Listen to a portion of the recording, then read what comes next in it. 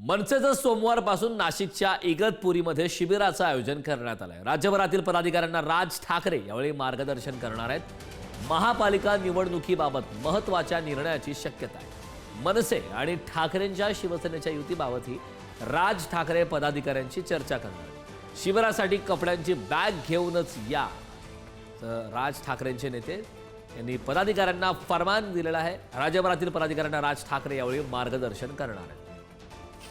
महाराष्ट्र नवनिर्माण सेनेचं 3 दिवसीय शिबिर जे आहे ते इगतपुरी तालुक्यातील ह्याच रिसॉर्टमध्ये आयोजित करण्यात आलेलं आहे। आणि हे जे राज्यस्तरीय शिबिर जे आहे ह्या शिबिराकडे संपूर्ण राज्याचं लक्ष असणार आहे। ठाकरे बंधूंच्या एकाच स्टेजवरती येण्यानंतर राज्यातलं हे पहिलं मोठं शिबिर जे आहे ते इगतपुरी येथील या रिसॉर्टमध्ये उद्यापासून 3 दिवस म्हणजे 14, 15 आणि 16 तारखेला आयोजित करण्यात आलेला आहे।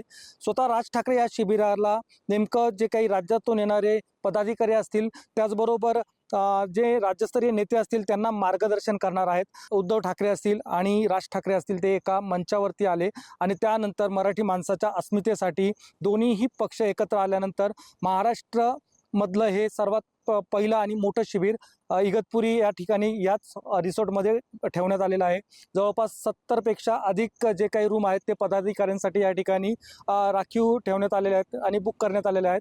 त्यामुळे या शिबिरामध्ये राज ठाकरे जे काही आपले नेते असतील, पदाधिकारी असतील, त्यांना कशा पद्धतीने मार्गदर्शन करतात आणि पुढची त्यांची नेमकी भूमिका काय असणार याकडे संपूर्ण महाराष्ट्राचं लक्ष लागून असणार आहे। पुढारी न्यूजसाठी विकास काजळे, इगतपुरी, नाशिक।